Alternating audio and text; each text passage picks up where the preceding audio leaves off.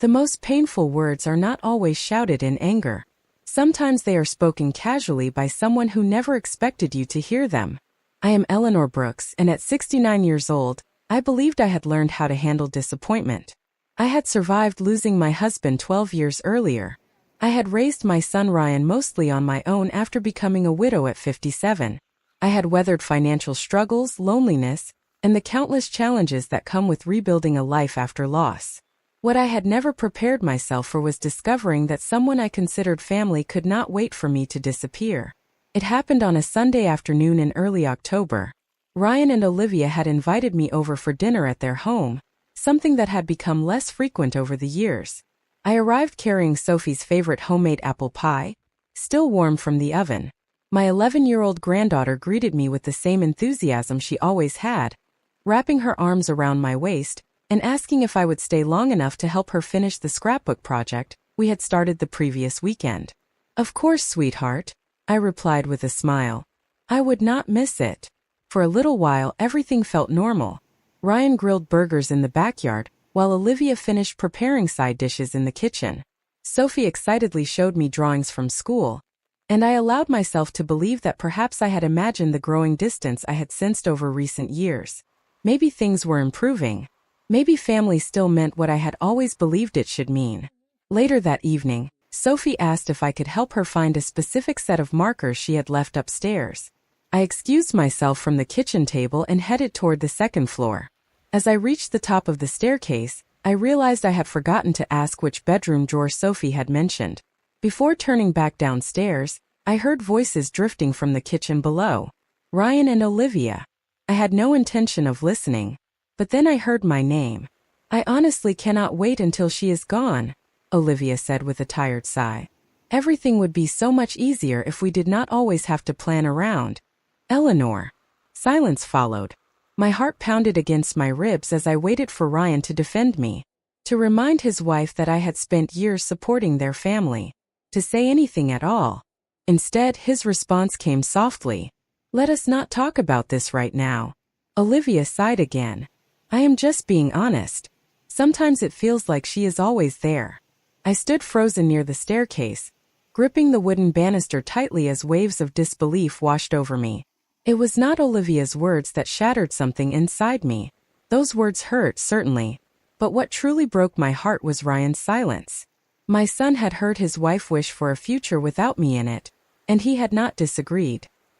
He had not reminded her that I was more than an obligation to accommodate. I quietly made my way back upstairs before anyone noticed I had returned. Sitting beside Sophie as we searched for markers, I smiled when she proudly showed me pictures she had added to her scrapbook. She had no idea that my world had shifted only minutes earlier. I stayed through dinner. I complimented Olivia's cooking. I listened as Ryan talked about work projects and Sophie's upcoming school events. I laughed at appropriate moments and accepted hugs goodbye at the front door. No one seemed aware that I was carrying an entirely different version of the evening home with me. As I drove through the quiet suburban streets under the glow of streetlights, Sophie's untouched container of leftover pie resting on the passenger seat beside me, one painful truth settled heavily into my heart. In that moment, I realized I had overstayed in a life I had spent years helping to build. I drove home that evening with the radio turned off and Sophie's untouched container of apple pie resting quietly in the passenger seat beside me. The suburban streets I had traveled countless times before suddenly felt unfamiliar. Every red light seemed to last longer than usual. Every mile gave me more time to replay the words I had overheard. "I honestly cannot wait until she is gone." The sentence echoed in my mind with painful clarity, but it was Ryan's silence that lingered most heavily in my heart. He had not defended me. He had not reminded Olivia that I was more than an inconvenience to manage. He had simply allowed the conversation to continue. When I arrived home, I carried the pie container into my kitchen and placed it carefully on the counter. The house greeted me with the same quiet stillness it had held ever since Harold passed away 12 years earlier.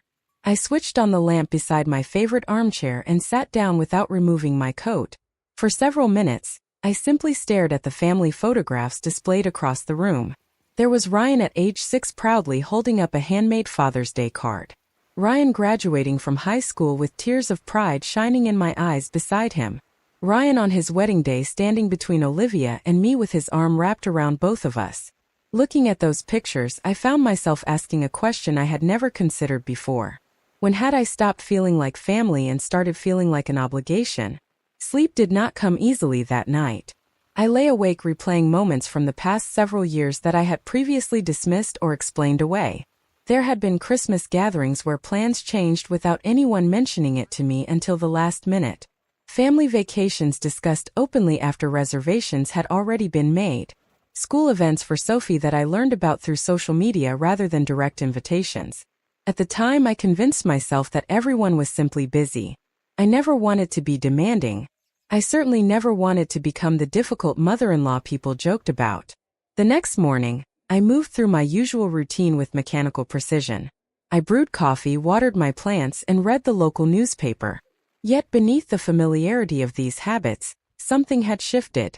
For years, I had instinctively focused on maintaining harmony within the family. I excused disappointments. I overlooked thoughtless comments. I reassured myself that love required patience and understanding. But patience without honesty often becomes silent acceptance. Around mid-morning, my phone buzzed with a text message from Ryan. "Thank you again for coming yesterday. Sophie loved having you there." I stared at the message for several moments. There was no acknowledgement of what I had overheard. Of course, he had no reason to suspect I knew. Even so, I found myself wondering whether he truly understood how distant we had become.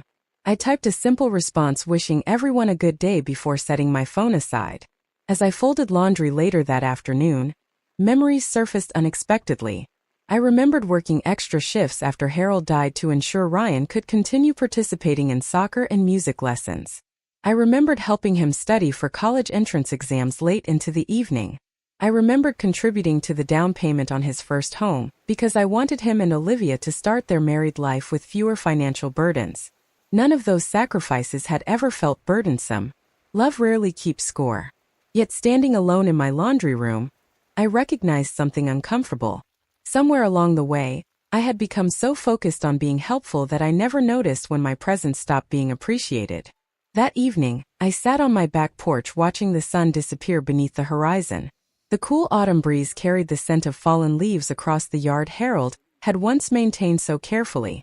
For the first time in years, I allowed myself to acknowledge a truth I had worked very hard to ignore. The pain I felt was not caused by one conversation overheard by accident. It came from realizing that I had been overlooking signs of emotional distance for much longer than I wanted to admit. And perhaps the most difficult part was understanding that pretending everything was fine had not protected our family. It had only prevented me from protecting myself. Over the next several days, I found myself revisiting memories I had carefully stored away beneath years of good intentions and hopeful assumptions. It was remarkable how easily the mind could reinterpret past experiences once a painful truth forced its way into the light. What I had previously dismissed as isolated incidents now appeared connected, forming a pattern I could no longer ignore. On Wednesday morning, I sat at my kitchen table sorting through old photographs for a scrapbook project Sophie and I had planned to finish together. As I organized the pictures into neat piles, I noticed something that had escaped my attention before. There were fewer recent family photographs that included me. Birthday parties where I stood behind the camera instead of in front of it. Holiday gatherings where I arrived early to help prepare meals, but somehow disappeared from the memories preserved afterward. The realization was subtle but unsettling. I had been present for so many important moments, yet increasingly absent from the way those moments were remembered. Later that afternoon, I stopped by the grocery store and unexpectedly encountered an old friend named Carol Mitchell. After exchanging pleasantries, she smiled warmly and asked, "How are Ryan and Olivia doing? I feel like I never see pictures of all of you together anymore." Her innocent observation caught me off guard.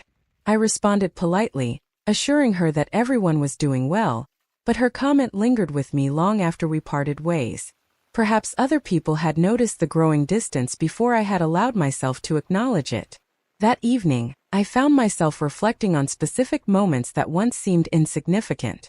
There had been the Christmas gathering 2 years earlier when family gift exchanges had been moved to Olivia's parents' house after I had already prepared dinner at my own home. There was the school fundraiser where Sophie had excitedly told me afterward about the event because no one remembered to mention it beforehand. I recalled offering to host Easter brunch only to learn that alternative plans had already been finalized without including me in the discussion. None of these moments had seemed devastating on their own. I had consistently chosen understanding over disappointment. Families become busy. Life grows complicated. People forget. Yet sitting alone in my quiet living room, I recognize that isolated incidents become meaningful when they repeatedly communicate the same message. I had gradually shifted from being included by default to being included by convenience.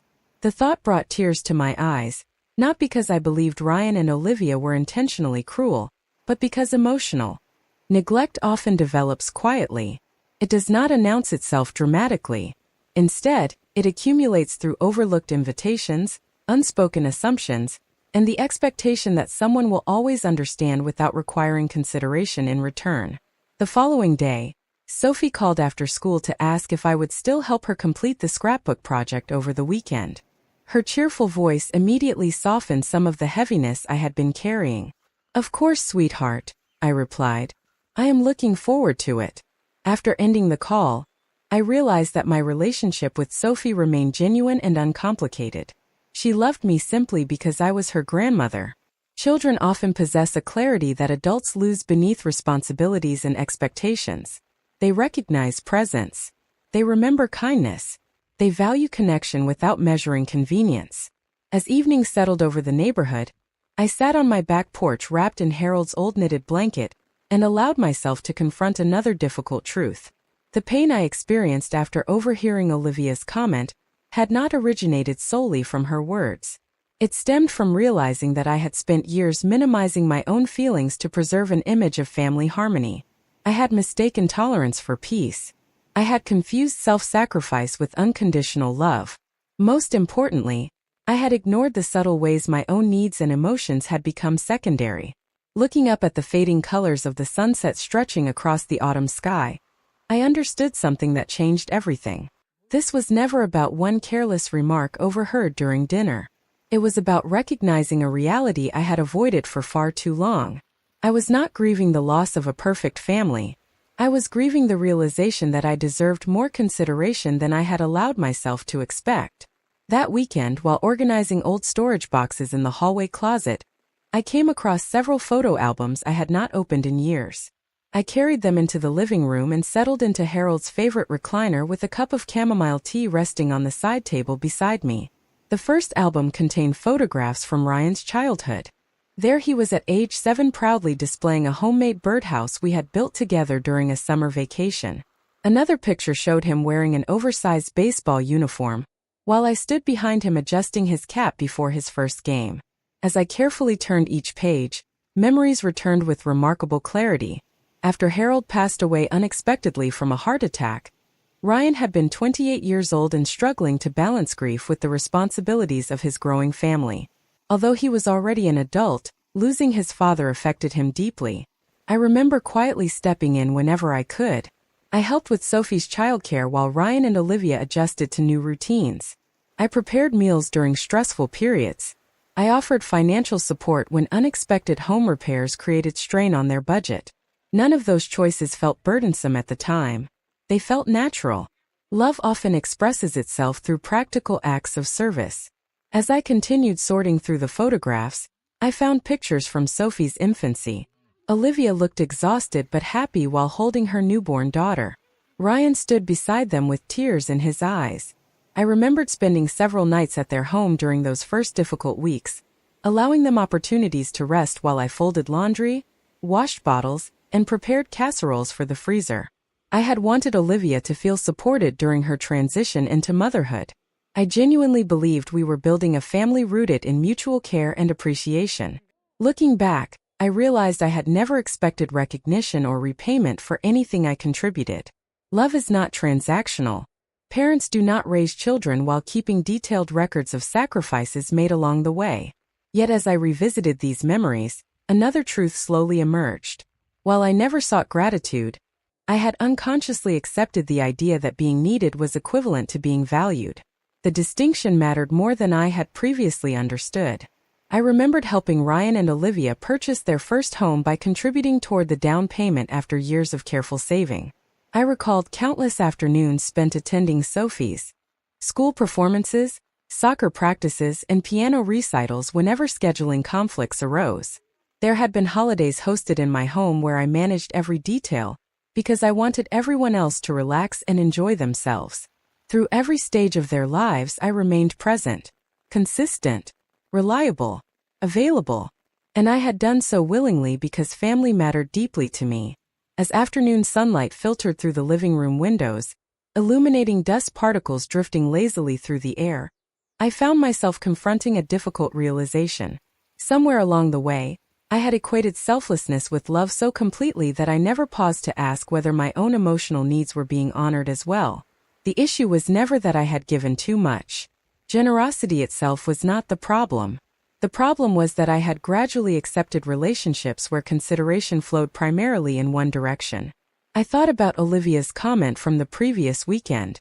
The words still hurt, but their power had shifted. Rather than viewing them solely as evidence of rejection, I began understanding them as an uncomfortable reflection of an imbalance that had existed for years. I had spent decades teaching the people I love that I would always be available regardless of how little space my own feelings occupied within the relationship. The realization did not make me angry. It made me sad. Yet beneath the sadness, another emotion quietly emerged. Clarity.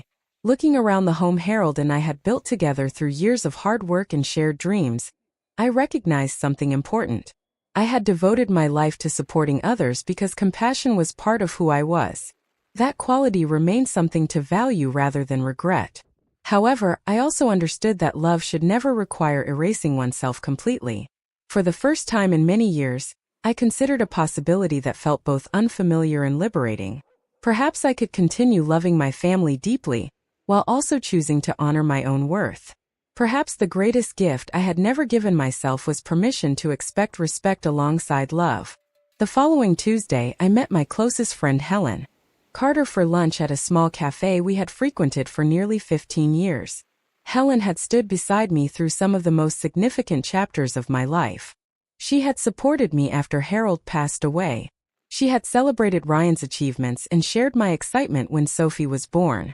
More importantly, Helen possessed an extraordinary ability to recognize truths that I often tried to soften with compassion and understanding.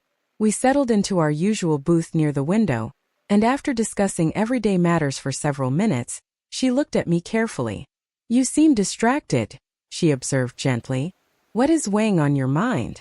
I hesitated briefly. For years, I had developed a habit of protecting other people by minimizing my own disappointments. It felt uncomfortable to speak openly about emotional pain, especially when it involved family. Yet something inside me had shifted over the past week. I overheard Olivia saying she could not wait until I was gone, I admitted quietly. Helen's expression softened immediately. "Eleanor," she said softly, "I am so sorry." I nodded slowly. What hurt even more was Ryan's reaction. He did not defend me. He simply allowed the conversation to continue. Helen remained silent for several moments, giving me space to continue. I described the growing emotional distance I had noticed over recent years. The forgotten invitations, the subtle exclusions, the increasing sense that my presence had become more expected than appreciated. When I finished speaking, Helen reached across the table and gently squeezed my hand. "May I ask you something difficult?" she said carefully. "Of course," I replied. She leaned back slightly before asking, "Do you think they value you because of who you are, or because of everything you provide?" The question caught me completely off guard. I frowned slightly. "I do not understand." Helen's voice remained kind but direct. "You help with Sophie whenever they need support. You contribute financially when unexpected expenses arise. You rearrange your schedule to accommodate theirs. You have built much of your life around being available to them. If all of that changed tomorrow, would they miss you because they cherish your presence, or because they rely on your assistance?" Her words settled heavily over me. I stared down at my untouched cup of tea as I considered the possibility she presented. For years, I had measured love through acts of service. Helping family felt natural, necessary even. Yet I had never stopped to ask whether my contributions had gradually become expectations rather than gifts freely appreciated. I do not know, I admitted honestly. Helen nodded. Eleanor, there is nothing wrong with being generous. But generosity should not require sacrificing your own emotional well-being indefinitely. The remainder of our lunch passed more lightly, but Helen's question remained with me throughout the drive home. Later that afternoon, I reviewed my calendar hanging beside the refrigerator. Doctor appointments for Sophie when Ryan had scheduling conflicts. School pickups. Weekend babysitting commitments. Dinner invitations arranged around everyone else's availability. Looking at the crowded pages, I realized how little space remained for my own interests and priorities. I had not consciously abandoned myself. It had happened gradually through years of placing everyone else's needs first. That evening, as I prepared dinner for one, another realization emerged. Olivia's words had certainly caused pain. Yet the deeper wound came from recognizing that I had contributed to a dynamic where my own boundaries rarely existed. I had taught the people I loved that I would always adjust, always accommodate, always understand. While those qualities reflected compassion, they had also allowed others to overlook my humanity. Sitting quietly at my kitchen table, I considered Helen's question once more. Did they love me, or did they love what I provided? Perhaps the answer was more complicated than either possibility alone. But one truth had become increasingly clear. If I wanted healthier relationships moving forward, I could no longer define my worth solely through usefulness. For the first time in many years, I understood that protecting my own dignity was not selfish. It was necessary, and perhaps the most loving thing I could do for both myself and my family was to stop confusing endless sacrifice with unconditional love. I did not announce any major changes after my conversation with Helen. There were no dramatic confrontations or emotional declarations. Instead, I quietly began making different choices. The first opportunity arrived the following Thursday afternoon when Olivia called unexpectedly. "Eleanor, I hate to ask on such short notice," she began, "but Ryan has an important meeting tomorrow, and I have a work presentation that cannot be moved. Could you pick Sophie up from school and stay with her until we get home?" Normally, I would have agreed immediately. I had spent years rearranging my schedule to ensure that everyone else's needs were met. This time, however, I glanced at the brochure sitting on my kitchen counter for a watercolor painting class I had recently signed up to attend. It was something I had postponed for years because other responsibilities always seemed more urgent. "I am sorry, Olivia," I replied gently. "I already have plans tomorrow afternoon." A brief silence followed. "Oh," she said, sounding slightly surprised. "Okay, we will figure something else out." After ending the call, I stood quietly in my kitchen waiting for guilt to overwhelm me. Instead, I felt something unexpected. Relief. The world had not fallen apart because I honored a commitment I had made to myself. The following week, Ryan called while I was tending to the flower beds Harold had planted years earlier. "Mom, I wanted to ask if you might be able to help us out financially this month," he said. "We had some unexpected expenses come up with the car, and a few other things." I listened carefully before responding. "I understand that unexpected expenses can be stressful," I said kindly. "However, I am not in a position to provide financial assistance right now." The silence on the other end of the line felt noticeably heavier. "I understand," Ryan finally replied. "We will work something out."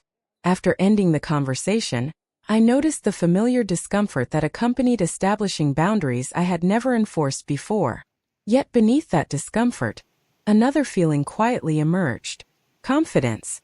I was not abandoning my family. I was simply no longer sacrificing my own needs automatically whenever difficulties arose. Over the next several weeks, subtle shifts began occurring. Ryan called more frequently, although the conversations gradually became less focused on requests and more centered on genuine connection.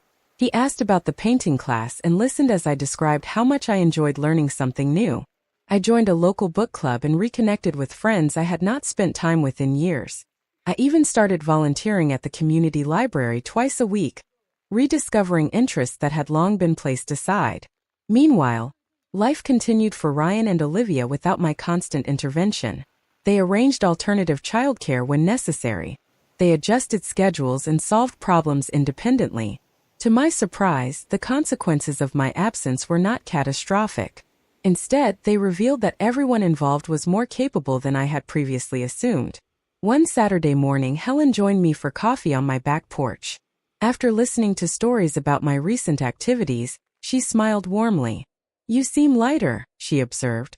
I considered her comment carefully before responding.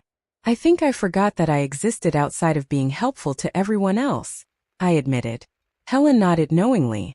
There is a difference between supporting the people you love and carrying responsibilities that were never truly yours to manage. Her words resonated deeply. For years, I believed that constant availability demonstrated love. Now I understood that healthy relationships require balance. Later that evening, as I watered the hydrangeas Harold had planted along the fence line, my phone rang. Ryan's name appeared on the screen. "Mom," he began hesitantly, "I wanted to ask you something. Have we done something to upset you?" I stood quietly beneath the fading colors of the evening sky, considering his question. For the first time in years, Ryan seemed aware that something within our relationship had changed. Looking across the garden Harold once cared for so lovingly, I realized that perhaps this was how karma truly arrived. Not through anger or revenge, not through dramatic confrontations, but through the quiet absence of someone whose presence had long been taken for granted. Sometimes the most powerful lessons emerge when people are given the opportunity to recognize what they failed to appreciate, while it was always there. Sophie's phone call came on a rainy Wednesday afternoon, while I was organizing books at the community library, where I had recently started volunteering. Her cheerful voice immediately brightened my day. "Grandma, are you coming to my school concert on Friday?" she asked excitedly. "I have a solo part this year." I smiled warmly despite the ache that had quietly settled in my heart over recent weeks. "Of course I am coming, sweetheart," I replied. I would not miss it for the world. After ending the call, I noticed how much I looked forward to spending time with Sophie. Unlike the complicated emotions surrounding the adults in my life, my relationship with my granddaughter remained simple and genuine.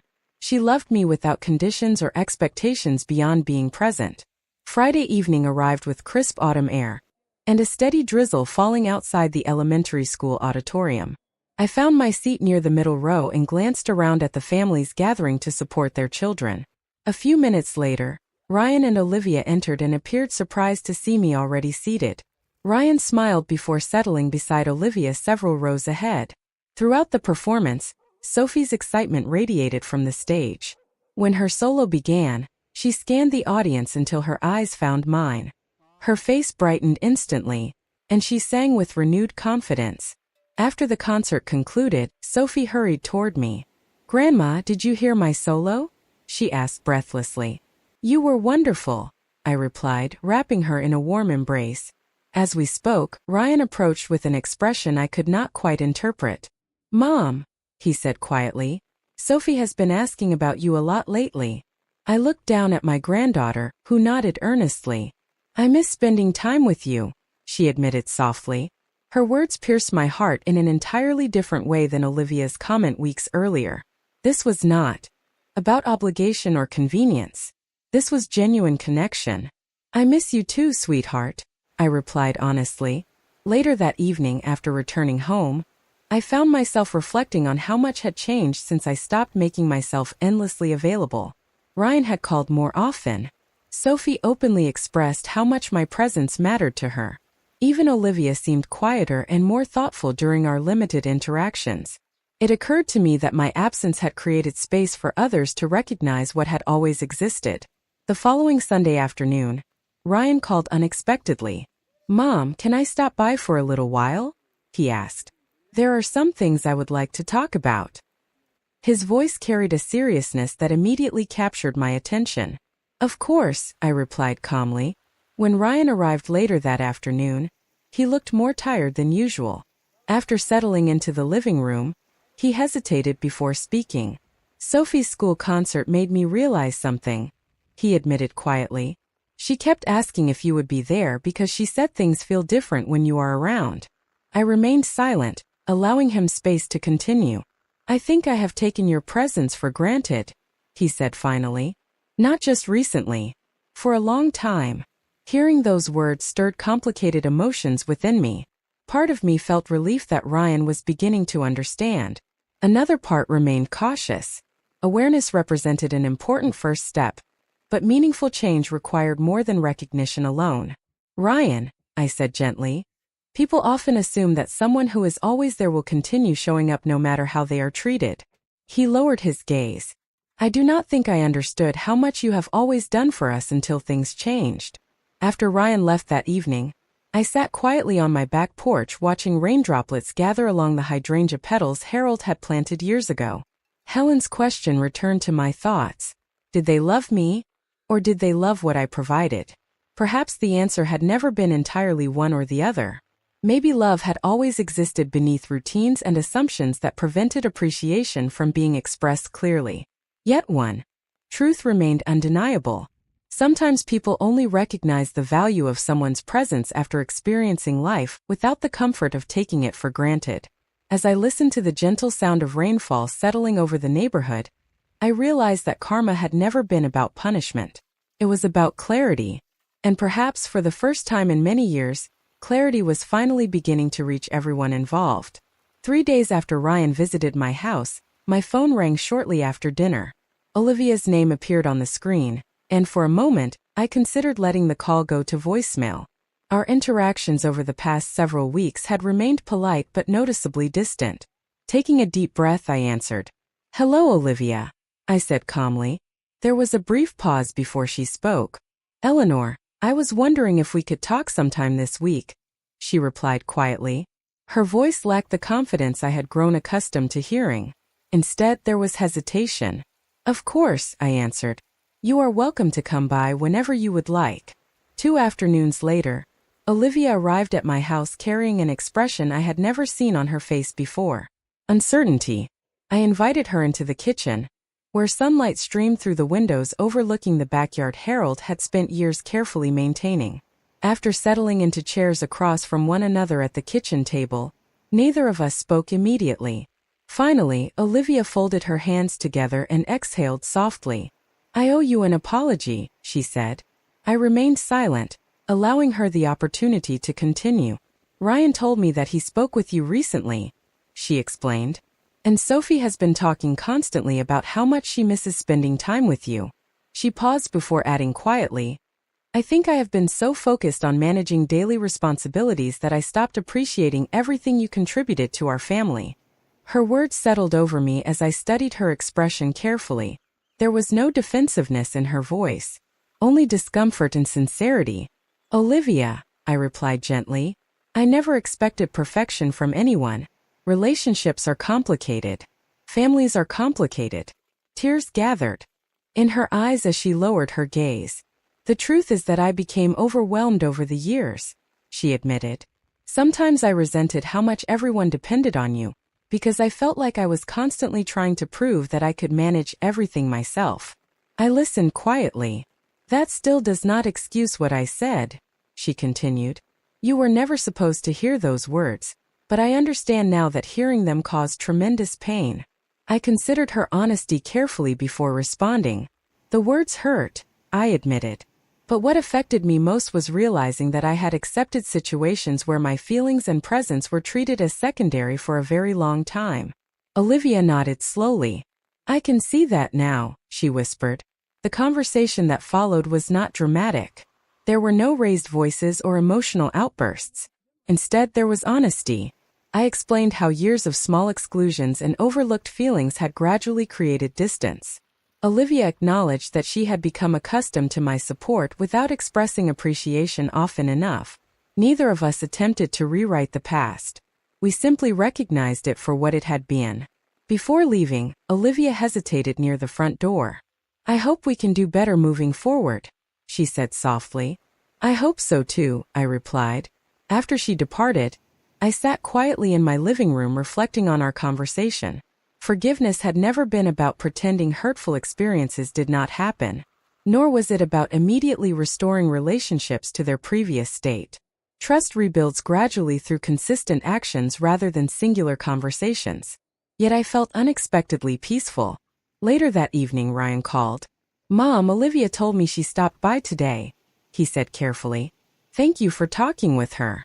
I smiled faintly. "Growth rarely happens without difficult conversations," I replied. Ryan remained quiet before speaking again. "I am sorry for the role I played in all of this," he admitted. "I should have paid closer attention long before things reached this point." His words reflected a level of accountability I had hoped to hear but never expected to receive.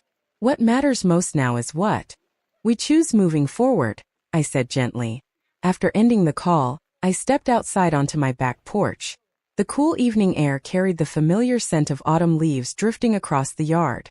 Looking up at the fading colors of the sunset, I realized that karma had never arrived in the form of revenge.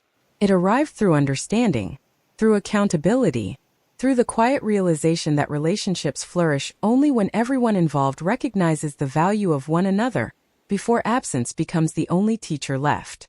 Several months passed, and life settled into a rhythm that felt both familiar and entirely new. The changes within our family had not happened overnight, nor had they unfolded perfectly. There were still moments of awkwardness and occasional misunderstandings. However, there was also something that had been missing for a very long time: intentionality. Ryan called regularly, not because he needed something but because he genuinely wanted to know how I was doing.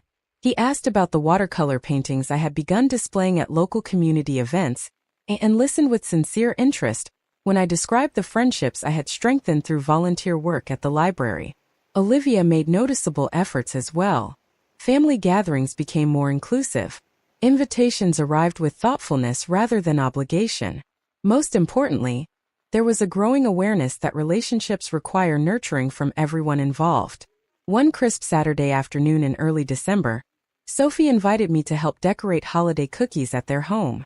As flour dusted the kitchen counters and Christmas music played softly in the background, she smiled brightly and said, "I am happy things feel normal again."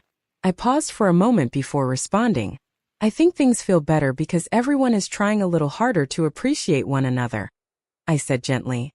Sophie nodded thoughtfully before returning her attention to carefully decorating a snowman-shaped cookie. Children often understand simple truths that adults complicate unnecessarily. A few days later, Ryan stopped by my house carrying 2 cups of coffee from my favorite cafe. We sat together on the back porch wrapped in blankets against the cool winter air. "Mom," he began quietly, "I have spent a lot of time thinking about everything that happened." I remained silent, allowing him space to continue. "I realized that I became so accustomed to your support that I stopped recognizing the person behind it," he admitted.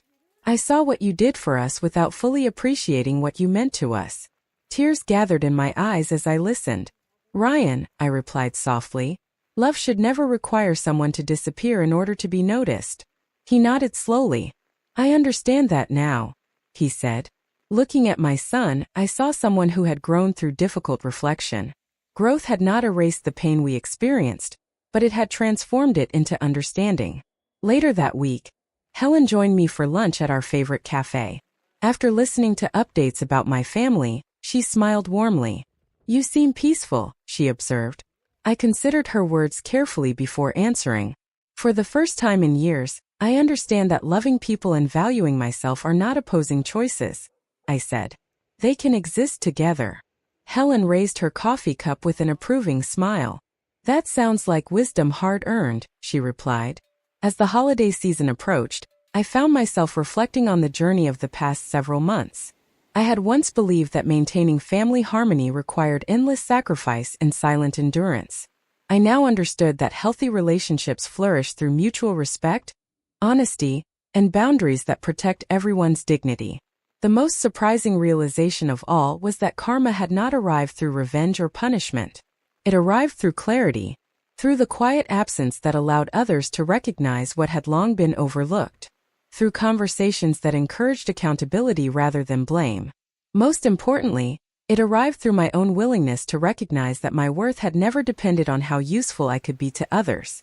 On Christmas Eve, as snowflakes drifted gently outside my living room window, I looked around the home Harold and I had built together. Family photographs lined the mantel. Holiday lights cast a warm glow. Across familiar spaces filled with decades of memories, I felt gratitude not because life had become perfect, but because I had finally learned an important lesson. Love should never require abandoning yourself. Compassion should never demand accepting disrespect. The people who truly value you will appreciate your presence long before they experience your absence. And sometimes the greatest act of love is teaching others that relationships thrive not through obligation, but through mutual care and appreciation. Looking toward the future with quiet confidence, I understood that peace was never something other people could give me. It was something I created by honoring my own worth. In the end, karma was never about watching others suffer. It was about ensuring that everyone involved finally understood the value of love, offered freely but never again taken for granted.